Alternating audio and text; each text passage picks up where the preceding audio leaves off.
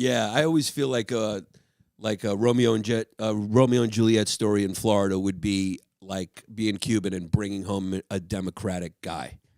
That would be like wait, a dude on dude. Either way, that's just not happening. Yeah, you can't do that. But just like if you bring home like you'd be like, hey, he's a good old Obama supporter. They're like that. That's a Romeo and Juliet. You can't. Those two families can't get along. No, Cuban chicks are fucking hot. They're hot. They're a little big boned, which I like. But they are big. Well, you build up your back muscles when you swim. I think that, and also their cuisine is. Build up your back muscles.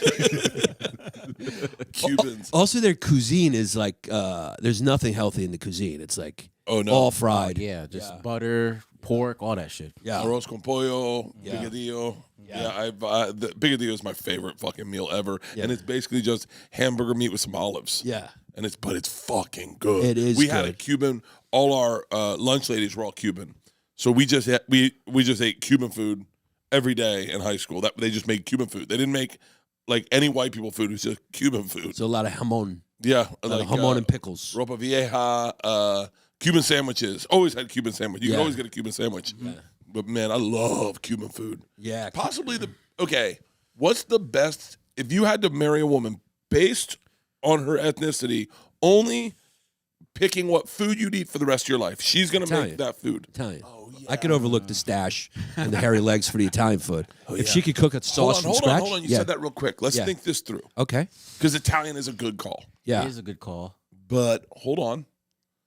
Like, Asian would be pretty fucking hot. I don't know if I could do Chinese food for the rest of my life. That's tough, dude. That's to be tough on your sodium. You can't. Yeah, I can't do I it. can't do it, no. Yeah, you should marry a vegan. You should marry a sober vegan. White chick. Just a white chick with a food page on Instagram.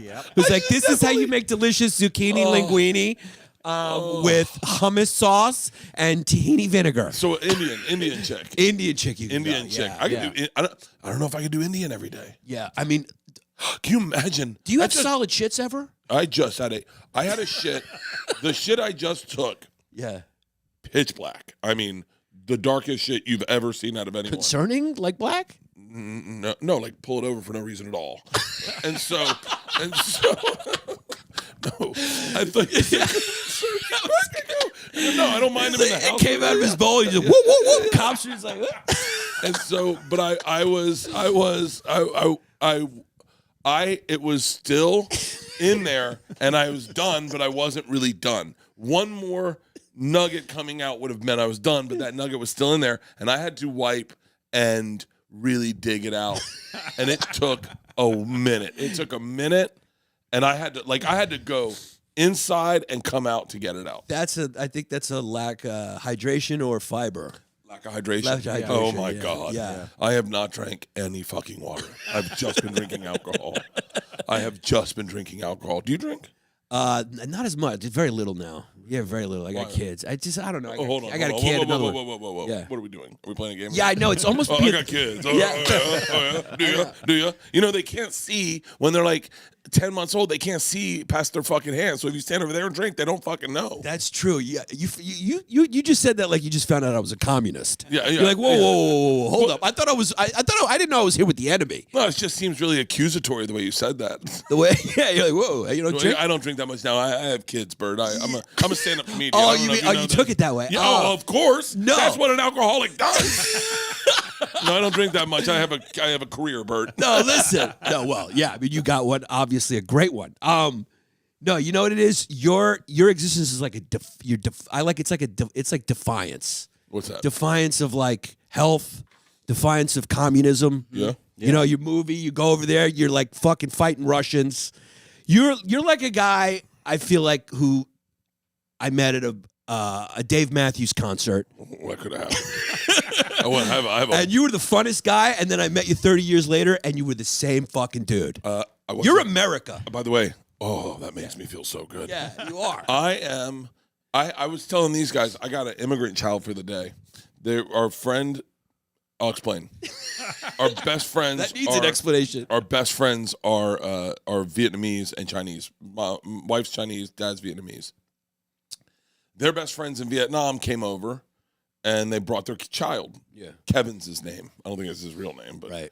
And so they bring him over to America from Vietnam. He's maybe like 10 years old, 8, and they spend the week in L.A. Like 2 days before his trip's about to be over, they say, "How's your trip been?" And he says, "I got to be honest with you, I didn't do anything American because our friends are Chinese and Vietnamese. They do a lot of Chinese and Vietnamese shit. So they only ate Chinese food and Vietnamese food. Like that's what they like making." Like, "What do you mean?" He goes, "Like, I don't know. Like, I didn't do anything like really American, and I wanted to do something American." So our friend Sandy goes, "Let's call Bert."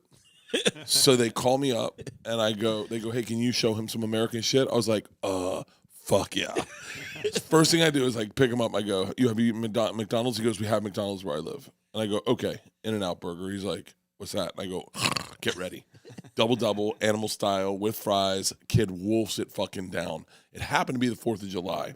I then take him and I buy him a skateboard. And he's like, "Whoa." I get him a helmet, pads. He's skateboarding in my backyard. I grab him. I go, "You ever seen a gun?" He was like, "Huh?" I go, "Come on, buddy." Take him in my room, unload it, give him a 9mm. I go, "Put it in your hand." He's like, I'm like, "Don't tell your mom." He's like, "I won't tell my mom." I was like, "Pull the trigger." He's like, "What?" I'm like, "Yeah, pull the trigger." I go, "Turn the laser on, point it at the cat." It's like the cat wants to die. So the kid's like having a blast. It was 4th of July, so we have a big parade in our neighborhood. So I go, "Buddy, we're dressing you up American shit, all red, white, and blue, Trump hat, everything. We're putting you in the parade, and we're fucking marching through Valley Village." We go through the parade. We end up at the park. He has 2 hot dogs, a cheeseburger. Fuck. We then get in the car. I drive, and I got my kids with me too. I drive in McGelson's. I get 2 tomahawk steaks. We get to our friend's house. First thing he does is he throws up. That's American, still there. And then he's like, "I need to make room for those steaks." I'm like, "Now we're talking, baby. Now we're talking." We had the best. We went out in the front yard, lit fireworks. He left America, was like, "I want to come back." His mom, I just talked to his mom. My wife was in Vietnam with his mom a week ago, and his mom said, "Kevin still talks about you." I want you to play the national anthem over that entire thing. But I want to end that day with you guys went and shot up a school and did fentanyl. And then it was the And most got hit with American Agent day. Orange. Yeah. Yep. Then it was the most American day. Yeah. He was like, you got the gun and you're like, all right, now we're going to go find a middle school and really fucking be American.